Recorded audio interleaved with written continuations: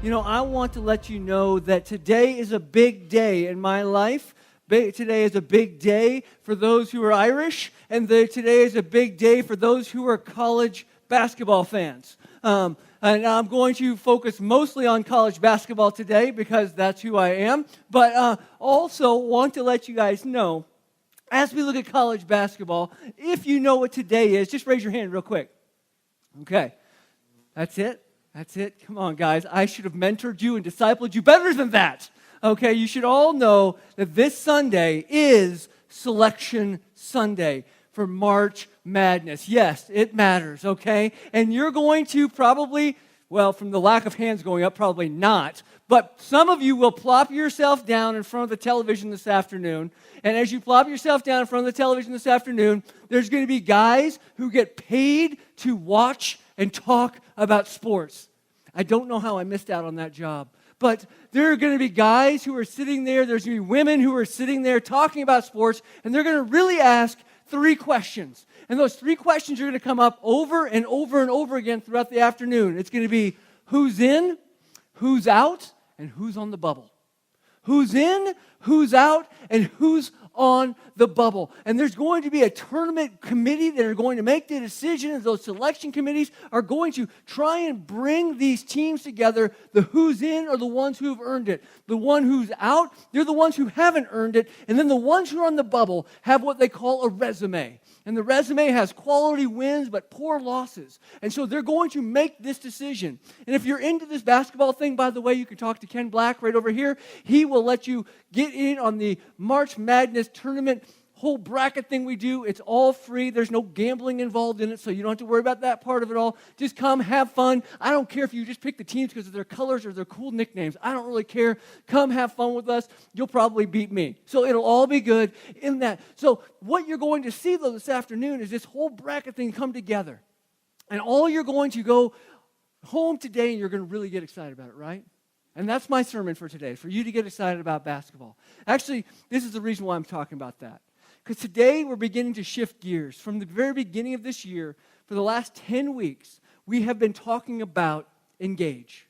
We started off with engage with God. Then we talked about engage in prayer and engage in the gospel and engage in your community and engage in the community of the church. And as we engage in community, it took us to this next set of questions. And that next set of questions was, what happens if somebody asks me something that I don't know or I don't know quite how to answer?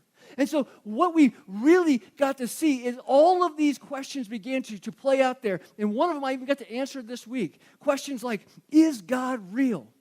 Why does God allow suffering to good people? That was a question I got to answer this week in just a normal conversation with somebody. I got to talk a little bit even about the whole idea of the realities of hell and the realities of heaven. These were questions we talked about. But today we're going to shift gears from questions that we ask of God to questions that Jesus asked us.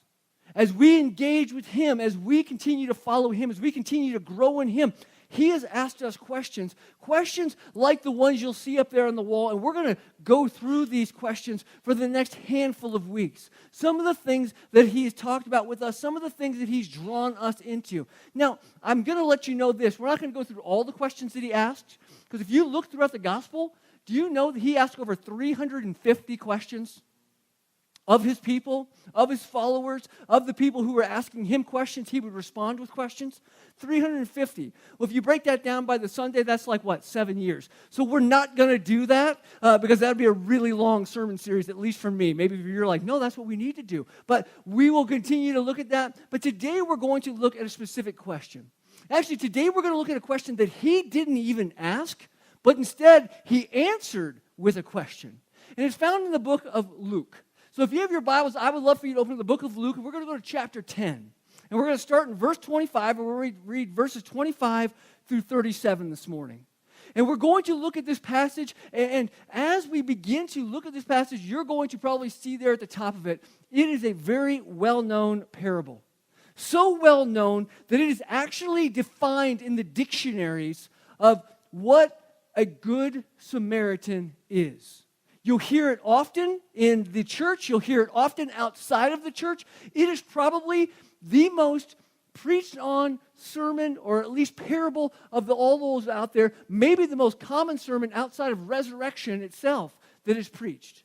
So what I want to do today is this. When we realize how common this really is, I don't want you to say, well, I already know this. So therefore, be quiet so we can get home to watch Selection Sunday. I don't want that to be in your mind right now. What I want you to do is I want you to hear it from a little bit different perspective today. And I want you to take this information that you have, even if you have all the information about it, I want you to take this information you have and I actually want you to apply it today. I want to put feet to this teaching today. And I think what we have to do first is we have to really prepare our hearts for that. So let's pray together in that. God, we are so grateful for this morning and grateful for an opportunity to dive into your word. Even though it's a passage that God, we've heard so many times and we've heard so many people talk about this good Samaritan, just be a good person to people, that God, you have so much more than that in this. And I pray you open our eyes to what we may not know about it. And then even more so, open our hearts and move our feet to do something about it. We pray it in your name. Amen.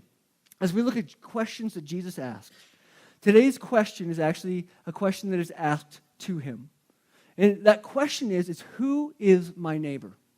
Who is my neighbor? And so what I'd like for you to do is pick up here in verse 25 of Luke chapter 10 with me. And we're going to pull this apart as we go through it. And we're going to start here in verse 25, just a few words in. It says this: Then an expert in the law stood up to test him. I want to pause right there for just a second. You're like, wait, we're going to pause every time? Yes. So it's going to be a long Sunday for you, okay? Here's what we have. This very first part here, you need to understand something about the culture. When this law expert stands up to test Jesus, there's a couple things you need to understand. Number one is this guy is an expert in the law. So he knows the law inside and out. You'll even see that from the answers that he gives when Jesus asks a question back to him. But you'll also see this. When somebody stands, they're actually standing in honor and respect. When they ask a question of somebody in this culture, when they stood up, it was in honor and respect. So this man honored and respected Jesus with his outside actions. However, what was he doing again? He was testing Jesus. So therefore, his heart was far from Jesus.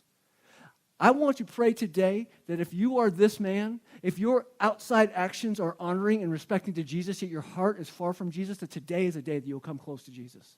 Your heart will move closer to him because of what you hear from God today. So we see that first, that he, an expert in the law, stood up to test him. And he stands up to test him and he says this: Teacher, what must I do to inherit eternal life? See, knowing that he was testing him in this question lacks sincerity. This question lacks a real desire to have eternal life. He just wanted to test Jesus because he thinks he knows the answer. As a matter of fact, Jesus, as he always does, it seems like, flips it to a question of a question. He answers his question with a question. He says this in verse 26. What is written in the law? He asked him. How do you read it? Now, he just asks an expert in the law. I want you to picture that for just a second. What are you an expert in? And somebody just tosses you that softball watermelon question that you can just right out of the park. I'm going baseball analogy now. We're shifting everything around. Oh, yeah, Selection Sunday, I know, I got it. But here's what I want you to see. Imagine this guy's joy. He's like, oh, you're asking me about the law? Let me tell you about the law. So he goes on to quote Deuteronomy. He goes on to quote Leviticus. And he says this in verse 26 and 27. He says, he answered, quoting from Deuteronomy 6:5, he says, love the Lord your God with all your heart, with all your soul, with all your strength, and with all your mind. And then he shifts gears and goes to Leviticus 19:18. He says, and love your neighbor as yourself. And look what Jesus says. You have answered correctly, he told him. Do this, and you will live. Now, I'd like to tell you something here about what Jesus is saying, because sometimes people take that out of context when Jesus says, do this, and then you will live. Jesus is not condoning, he's not getting people excited about works-based salvation. You know why we know that? Because what he just told him to do in Deuteronomy and what he just told him to do out of Leviticus is impossible without Jesus. We cannot love the Lord our God with all our heart, all our soul, all our mind, all our strength without Jesus. We cannot love our neighbor as ourselves without Jesus. Because when we try to love God with all our heart, all our soul, all our mind, all our strength, guess what happens? We start to love ourselves, because guess what I'm doing? I'm loving God with all my all. Yeah, I'm pretty good at this stuff. I'm pretty good at this following, being a good person. All of a sudden I'm like, wait, now I'm loving myself. So if I'm loving myself, I'm not loving him with my all, and everything gets all jumbled up, and then imperfection falls in, it all comes tumbling down. So when Jesus asks that, he says, do this and you'll live. He knows, and we know that it's not possible to do that. But here's the thing that I really look at here. This guy, he knew the right answers. He knew the right answers. As a matter of fact, he had all of the information. He had all of the scripture in his head. He is an expert in this. He knows it. You know what the problem is? He's not doing it. How many verses do we know? How many of you grew up going through Awana or some sort of Sunday school class where you were taught to memorize verses and you have all these verses in your head, yet there's zero application? That's a problem. See, I don't believe that God wants us to memorize his instruction manual and then not do anything. It'd be like me having a broken down car in my driveway, memorize the instruction manual on how to fix it, and then it just stays broken. And Christy's like, hey, why don't you go fix the car? Well, excuse, because that's what we have a tendency to do. He wants us to actually apply that instruction manual. And when we start doing that, we start realizing that Jesus is asking to do that. It starts getting us thinking, and I think that's what happens here with this law expert, because he's standing face to face with the Son of God. And Jesus says, hey, do this and you'll live. But what is his response? If we go to verse 29, it says this, but wanting to do what? Justify. Don't we like to justify ourselves? Don't we like to say, well, look at my resume. My who's in, who's out, I'm on the bubble. Look at my resume, God. You may think I'm on the bubble, but I think I'm in because my resume is pretty good. I want to justify myself. Therefore, I'm going to ask you to answer a question that's going to help me justify myself. And that question is, who is my neighbor? Who is my neighbor? And this is a question really for the day because I believe at some point in time, all of us have asked this question of Jesus. We know the answer. The two greatest commandments that everything hinges on, even the 10 commandments wrapped up into two, are love the Lord your God with everything and love your neighbor as yourself. How do we love our neighbor ourselves? What is the guideline for that? How can we make sure that we're doing that to effectively follow the rules and justify ourselves before God? Who is my neighbor? Who's in? Who's out? Who's on the bubble? And I really find it funny that when Jesus said, do these things, which is both A and B, that the law expert only focuses on B. Why do you think he only focuses on B? My thinking is that he knows that he can show off to everybody else how well he loves his neighbors, but he can't show off how he loves God with his all. So if I'm going to be justified, I want everybody else to see it and praise me for it. So therefore, I'm only going to focus on the things that I can really do and that everybody else can see. So he says, who's in, who's out, and who's on the bubble? When it comes to neighbors, who's your in? Who are the people that are automatically in as your neighbors? Is it the people that look like us? The people that dress like us? The people that talk like us? The people that vote like us, the people that worship like us, the people... we have a pretty decent-sized list of the people who are automatically in as our neighbors. And I think when this law expert is throwing out the question, he's like, I got a pretty big list of people who are in. So therefore, I'm going to justify myself for doing what needs to be done. And then who's out? Well, it's everybody who's the opposite of that, right? It's the people who don't dress like us and don't talk like us and don't look like us and don't worship like us and don't vote like us. And so we have an out. Then who's on the bubble? Who's on your bubble? Well, generally isn't it the people that have a pretty decent resume, they have some quality wins and some not so quality losses, and we start to weigh it out on who we might want to help. So who is it? Jesus, you're on the selection committee. Who is my neighbor? Who's in, who's out, and who's on the bubble? And I think we do it because we want to say, you know what? I'm not that bad of a person. I'm living good because I treat my people well. And we begin to justify ourselves like that. And Jesus, how's the answer? He said, your justification is correct. Your ins, your outs. Does he do that? No, he tells a story. He tells a story, a parable. And this is how the parable goes. It says, Jesus took up the question and said, a man was going down to Jerusalem from Jericho. Now, in this story, as he's going down that, you have to understand something about the road from Jerusalem to Jericho. It literally went down. It was a 17-mile-long road that dropped 3,000 feet in elevation. So he's literally going down. And so as you're going down, it's going to kind of play itself out in the rest of this story, but he's going down, and this man, as he's going down, and notice that man has no identity. He didn't say anything about his nationality. He didn't say anything about the way he was dressed. He didn't say anything about the way that he talked. He was just a man. And he fell into the hands of robbers. Because on this road, and the lay of the land, the way it's all broke down, it's more common than not to fall into the hands of robbers. And what they do, they stripped him, and they beat him up, and they fled, leaving him half dead. Now, on our list of ins and outs, how do we define if this guy is in or out as our neighbor? He's naked, so we can't do it by his clothes. He's almost unrecognizable from getting beat up, so we can't do it by the way he looks.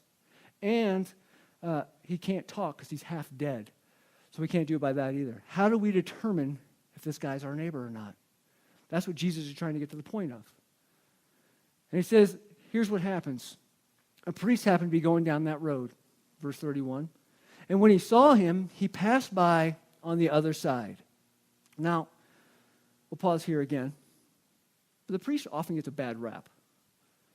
The priest often gets a bad rap in all of this. And I want us to see it for just a minute and break something down for you and really set it up socially. First of all, the priest isn't walking by. He's riding by because he's upper class. He's socioeconomic up here, so he's riding by. And as he's riding by, he begins to see this guy that he's on the road. And he knows, he understands the idea of the mercy that needs to go. He understands the law as well. The law is very clear that we're supposed to be merciful to everyone. We're supposed to help out everyone. But he sees this guy on the side of the road and has to begin weighing the options. And a lot of times we say, oh, well, if I was in that situation, I'd do it differently. But let me just kind of play something out here for you. That priest, he was probably on his way back from a 2-week stint in the temple. He's coming back from Jerusalem, going to Jericho, and he knows that by religious law, that if he gets within 4 cubits or within 6 feet of this man, he is ritualistically unclean. And we might say, well, that's no big deal. You're supposed to help a person out. Who cares if you're ritualistically unclean? But then you begin to kind of break it down as you look at this religious law and what that would cost him. Because if you're ritualistically unclean, then you have to go back to Jerusalem and begin a purification process. And that purification process looks something like this. One, you have to buy a red heifer. In buying a red heifer, you have to turn that thing into ash. You have to burn it down to the ground. So you are buying this red heifer, you're burning it to the ground, and it's going to take at least 7 days. Well, during that 7 days that you've got going on, you have to stand at the eastern gate where everybody else who has sinned is also standing, and you have to ask for forgiveness from one of your fellow priests. So now there is shame, now there is guilt, now there is all of the things that kind of come with that as you're standing at this gate that go along with helping this guy out. So the cost is starting to mount up. Then you also have to understand this, that his family is going to suffer. Because for the next 7 days that he is not a priest, and the money he had to pay out to get that red heifer, and all the things that go with that, he will no longer get the tithes. He will no longer get the gifts that the priests got. So for 7 days, he's going to be without, which means his family is going to be without. So the decision to help this guy wasn't an easy decision. Do I help him and invest in him here and lose all of the things and cause my family harm and all the things like that, or do I just casually walk by? It's not as easy as a decision as we'd like to make it. You know, it's kind of like, I'm not sure if you guys have ever seen the movie Saving Private Ryan. But at the end of that movie, and I'm going to ruin it for you if you haven't, you've had plenty of time to watch it. The end of the movie, there's a scene where an American guy is getting stabbed, and one of his fellow soldiers is sitting on the ground crying. And when you watch that film and you watch that scene, you're like, come on, get up and do something. And you're just like yelling at the TV, if I was that guy, I would have killed the other guy with my bare hands. You know, you just get all angry and really, because when we're not in the situation, we have the right answer. But when we're in this situation, it becomes a lot more difficult. And I think that's what it was for the priest. It's real easy for us to say, come on, priest, help him out. Come on, religious guy, help him out. But then we have to look at the whole picture. We have to look at the whole picture and see what it is. So it's not just as easy as saying, you know what, we should do it, because he's going to become an outcast. He's going to be unable to take care of his family. He's going to have to purchase the cattle. It's going to be unbelievably costly for him to help out. So should he? Because his religion is keeping him from literally engaging with this person. He walks by. Next person, a guy that's a Levite. Verse 32. In the same way, a Levite, when he arrived at the place, saw him and passed by on the other side. Now, you may need to know this about a Levite. A Levite is a JV priest, a junior varsity priest, okay? The problem is he's never going to get bumped up to varsity. He's not going to have the money. He's not going to have the status. He's not going to have all that stuff. He desperately wants to be, but he can't. He's stuck in JV. And so he doesn't have all of the things. He's probably walking, in this case, he's probably walking alone. And as he's walking down this road, we also have to remember this. It's 3,000 feet down over 17 miles. So pretty good chance that you're going to be able to see miles in advance, maybe 3 to 4 miles ahead. So he probably saw the priest walk by. And as he saw the priest walk by, he said, well, if the priest isn't going to do it, and the priest has everything else that I don't have, then I probably shouldn't do it either. And I don't have any sort of donkey. I have to carry this guy on my back. That's a long ways to get the rest of the way, to go down this hill and all that. I really am just not going to do it. So he passes by as well. And then verse 33 says, but a Samaritan. And that Samaritan is a big deal in this story, by the way. A Samaritan on his journey came up to him. And he went and he saw the man, and he had compassion. Now, why is the Samaritan a big deal? Well, if you've been around with us for a while, we've talked about when Jesus interacts with the Samaritans. We've talked about when he interacted with the woman at the well, that these Samaritans are half-breeds. When Israel was in captivity, they had their captors would marry a male or female Israelite, and what would basically happen is these Sumerians would marry in, and you'd only have a half-Jew, half-breed. And that was not a good thing.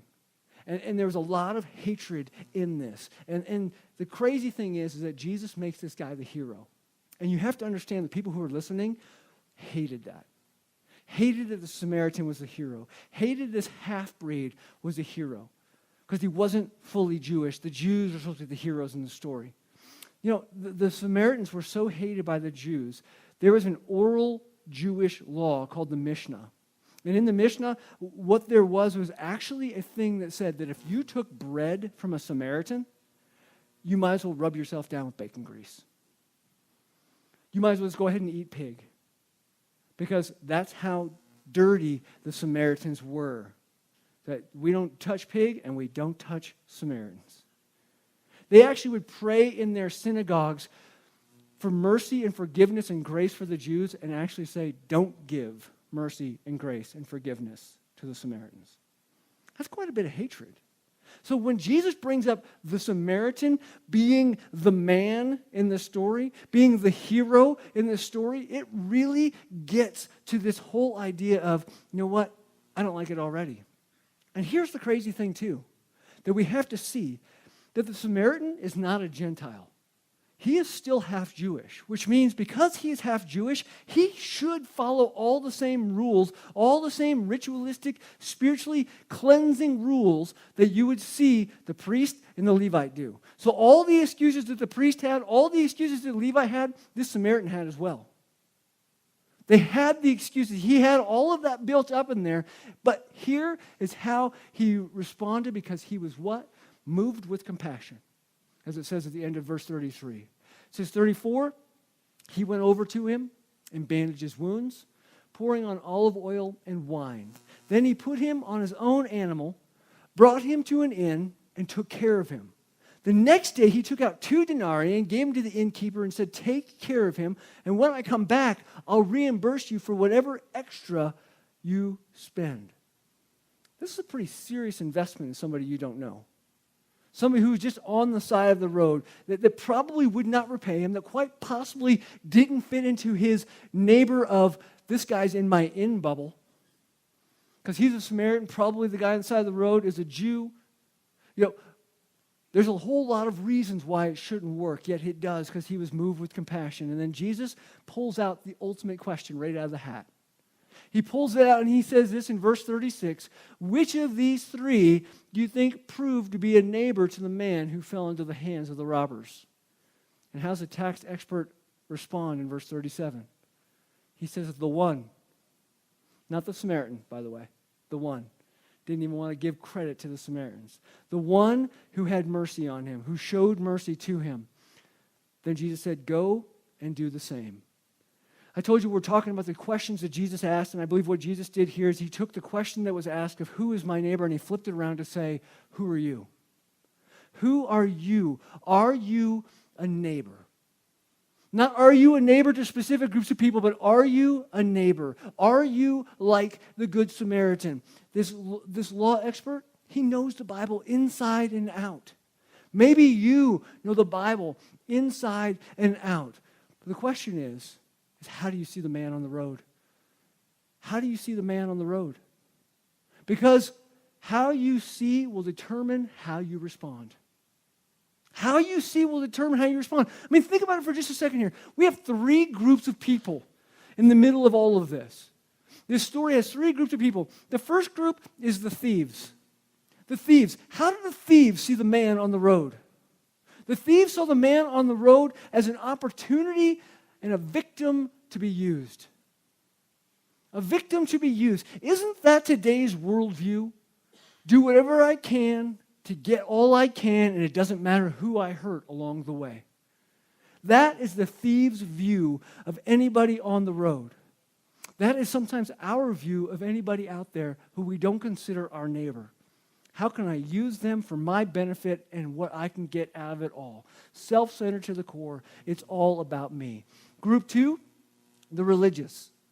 The guys, these two, the Levite and the priest, they see this guy as a major inconvenience to be avoided. A major inconvenience to be avoided. I mean, we already talked a little about the inconveniences, but let's just grow it up a little bit more. Think about the excuses that they have to justify not being inconvenienced. I mean, the first thing I thought of was, this guy, he got what he deserved. He got what he deserved. He's on a road that is notorious for robbers coming out and beating people up and stealing stuff from them and doing all of that. This guy shouldn't have been traveling alone. He should have been with somebody else. You reap what you sow. Ever said that before? Ever seen that guy or that woman on the side of the road and said, you know what? You did it to yourself. Stings just a little bit. As I wrote it down, I'm like, no, yes, I have said that. Lots. Then I wrote this one down. Maybe it's not the real deal. Maybe he really isn't hurt. Maybe it's a setup, and if I go over there and try and help, they're just going to take me. Maybe they're going to do something to me. Maybe that money I give them, they're not going to actually use for food. They're going to use it for alcohol. What if? What if? When we start to play those kind of things, and we make excuses to say, you know what, I'm not going to because everybody else has walked by this guy. Why should I help? Why should I help? Or even more so, oh, there's people behind me. Somebody else will do it. That's our biggest thing we try and tackle when we talk about the ownership class and being owners at our church. It's not about somebody else doing it. It's about us stepping up and doing it. I've done my religious duty for the month. I went to church. I mean, these priests and Levites, they were coming back from church. They did their religious duty. They don't have to do anything more. I mean, they got their good scale up here and the bad scale down there. It's all good. He isn't like me. As a matter of fact, it's quite possible he's a sworn enemy. He's a mess. And ain't nobody got time for a mess. Because mess means I have to go below the surface and get deep into somebody's life. And when you get deep into somebody's life, then you have to actually listen to them. And then while you're listening to them, you might have to actually do something. So I'm just going to stay away from that mess. And I'm just too busy.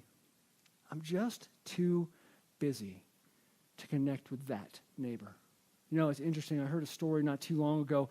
It was on the news, and I actually went to try and find a video of it to show. But it was a news story about a man who had basically disappeared for 4 years. And he was up in Alaska, and he had disappeared for 4 years, and nobody kind of knew where he was at, and his house had gotten overgrown and done all this kind of stuff. And in the process of the house getting overgrown, back taxes came up. The state came and took the house, put it up for auction. The auction, it sold, and somebody went in to see what they had bought, and the guy was dead inside the house for the past 4 years. He had a newspaper sitting on his lap that said 1997, and it was in 2001. Nobody knew for 4 years that he was gone. Nobody knew.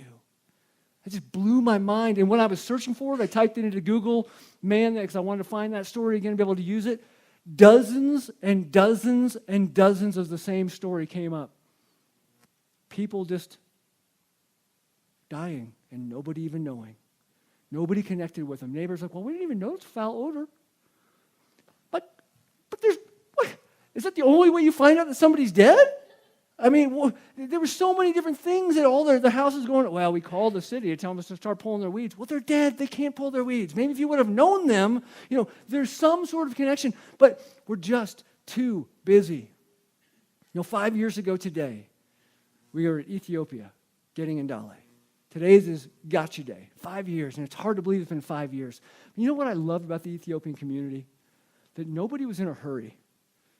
And there's also parts of that I'm like, can we hurry up just a little bit? Because I'm an American and we want to make things happen. But you know what they did every time somebody left the country, every time somebody left the orphanage, every time somebody left the halfway house thing, the little thing that we stayed at? They did a coffee ceremony. And you guys know me, I've made it pretty clear, I don't particularly like coffee. But what they would do is they would take fresh, green coffee beans, and they would start a fire in the middle of the living room. And they put those fresh green coffee beans, and they start letting them roast. And while they're roasting, they would sit there and talk. I'm like, this is going to be forever. And then they would start popping popcorn. And while popping popcorn, they would continue to talk. And then you finally got to the place where, I think the coffee beans are ready. No, we have to grind it. And so they'd take a hand grinder. I'm like, come on. And in the hand grinding process, they would pour it into a kettle. And that kettle would sit there. And I'm like, they put that kettle in the hot water. This was a process, my friends, a process. And we did it every time somebody left. And I don't really like the end result of coffee, and I don't like popcorn. So this was a really not fun time when you're sitting there just waiting for something to happen. However, I began to watch and realize that it wasn't just in this house that they did it. People did it all the time. They would take from 1 o'clock to 2 o'clock off, just like our Hispanic brethren that take their siestas. They would just take it off and not worry about anything. And they would sit and they would talk, and they wouldn't be too busy for each other. I think sometimes we have to get to that point too, where we're just not too busy, where we're not missing everything that is going on. And that's group 2, seeing that major inconvenience. But then group 3, we see the Samaritan. And the Samaritan sees him as an opportunity to minister. Let me read for you again, 33 through 35. It says this, but a Samaritan on his journey came to him, and when he saw the man, he had compassion. He went over to him and he bandaged his wounds, pouring on olive oil and wine. And when he put it on his own animal, then he brought him to an inn and took care of him. The next day he took out 2 denarii and gave him to the innkeeper and said, take care of him. When I come back, I'll reimburse you for what extra you spend. This is the story that I think Jesus wants us to see. This is a story that Jesus wants us to see. He wants us to see an opportunity to minister. And if you break it down in verses 33, 34, and 35, you'll see these things. First, he had compassion. And that means placing ourselves in the individual's shoes, feeling what they feel, and then doing something about it. Then, he went to him. Verse 34. He didn't avoid the guy who was broken and dirty and hurting and near death. He went to him. Also in 34, it says he took care of his needs. He went over to him, bandaged him with his wounds, pouring on olive oil and wine, put him on his own animal, brought him to an inn, and took care of him. He took care of his needs. And then fourth, at the end of 34, beginning of 35, he willingly paid the price. A price that he knew he wouldn't be reimbursed for, a price that he knew they wasn't going to be able to do it. It was going to cost him time because he had to stop, he had to bandage the guy, he had to take him to the inn. He stayed at the inn, he took care of him, said, on the way back, I'm going to be inconvenienced again, and stopped at the inn to make sure all the bills are paid. He took time out of his schedule, because I'm pretty sure it wasn't like he looked at his day calendar and went, yeah, today, help broken guy on the side of the road. It wasn't on there. He took it out of his schedule. It cost him energy and effort. He had to put him on the animal, had to bring him in, had to take care of him. It cost him money because he wasn't going to get repaid. And I began to look at that. I said, what do these 4 steps look like in real life? Compassion, took care of their needs, went to them, and willingly paid the price. What does that sound like to you? Because to me, it sounds like Jesus. It sounds like the gospel. That is the gospel in a nutshell. He had compassion. He came down to take care of our needs. He came to us in the form of a baby, was raised up, lived the perfect life, and died the perfect death. He willingly paid the price for you and for me. When we see this story, oftentimes we want to put ourselves as one of the 3 on the road. I think we're the one that's laying on the road. We're the one that's beat up. We're the one that's broken. We're the one that's hurting. We're the one that's without any hope, dead. And then Jesus comes along and brings us back to life. He gives us a new life. He fixes our brokenness. He fixes our lives. He does it all. And because of that, therefore, we should respond as the Good Samaritan, because that same thing was done for us. We should respond in a way. See, when we see differently, we will respond differently. When we see what Jesus did for us, it should be how we respond to all others. There's no who's in, there's no who's out, there's no who's on the bubble. It should be all others. It really should be, and that's why Jesus said it that way. Goes on to say this, all I can think about is Ken asking a question last week.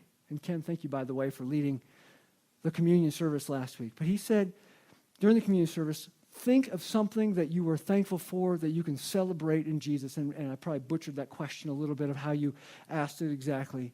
But both of my kids that were in here, that Christy heard, you know what their response was? Thankful Jesus allowed us to adopt. Thankful that Jesus allowed us to adopt. See, their perspective was changed. They saw things differently. They saw things differently because we have little ones in the house. Some kids might have said, hey, I'm thankful that God let us go to Disneyland. I would be thankful for that, if you guys are feeling generous. But the reality that we really look at in this kind of thing is that sometimes we get caught up in these things of this world instead of missing the picture of getting to be the Good Samaritan because God sent the Good Samaritan, Jesus, to us. That we get to be a part of that. And we see things differently. In Dolly's Gotcha Day, man, since then it has changed me. I tell Levi and Lily, our other 2, I said, you better be thankful for Ndali, because if he wasn't as cool as he is, you guys wouldn't be here. But he seriously has changed us, and they have changed us. And so much so we're doing it again. I mean, all of those things, when we look at it in our lives, why do we do that kind of stuff? Why do we have a special needs ministry here at the church? Can I tell you that the church is almost 9 years old? In April, we'll be 9 years old. I think about that and all the things that God has done in 9 years, and one of the things that really stands out to me is I can go back to our original documents, and it never said anything about special needs. It wasn't a focus. It wasn't anything I even saw. And then God opened my eyes and helped me see things differently. When we allow God to open our eyes, we will see things differently. Instead of saying, how good am I, and because I do this for certain neighbors, I think we need to say, what kind of neighbor are we? How are we loving? See, the law expert had all the knowledge, but it took Jesus to change the way that he lived with that knowledge. We can have all the knowledge, but Jesus is going to change you. He is going to work on you. And it starts first in our hearts. It starts in our hearts, and we have to see, even as a law expert, he stood and recognized Jesus, but in his heart, he was far from him. We have to see our hearts. We have to check our motives. Why do we want to do it? Are we just out here to test Jesus, or because Jesus gave to us, we are going to respond the same? Check my heart, check my motives. And you say, man, loving everybody is so difficult, though. And you know what? It's impossible. It's impossible without Jesus. Can I challenge you on something here as we wrap up today? How do you eat an elephant? Well, sorry, what was that? One bite at a time. I'm not sure if you saw that video that we started off with at the beginning of the service. Who's your one? 7.6 billion people live on this planet. How do we make a difference? How can we tackle that? One bite at a time. We're starting a thing today called Who's Your One? It's a thing from the North American Mission Board of the Southern Baptist Convention. And Who's Your One? It's funny, they've rebranded it, but I remember being a kid, it was like, hey, who's your friend Sunday? You plus one Sunday. They always have something along those lines. It's nothing hugely new. But you'll see on your seats, there is a business card. There's also a prayer card that has verses for a 30-day prayer thing, but they didn't send me enough to give you all of those, so we gave kind of two different things. And there's also a sheet that kind of explains Who's Your One. You can go to who'syourone.com, or you can go to our website and go to the Who's Your One on the menu bar. And what we're trying to challenge you to do for the next 30 days is to start with a name. That's the first bite. Because you know what I think we have a hard time with? Is that, like the man in the story, there's no name. How can we care for somebody that we don't even know? How can we go, you know what, I really want to invest in you and your family. You. No, it's about a name. It's about a relationship. It's about engaging in that community. See, the engage thing doesn't stop today. We're moving in that direction. It has to start with a name. We have to engage with at least one. My question is who's your one? Who's your one? Think outside of your regular box. Think outside of your in. And think about those who's out. How can you relate to them? How can you connect with them? Who is your one neighbor that needs to hear about Jesus and you are in that place where you are to share it?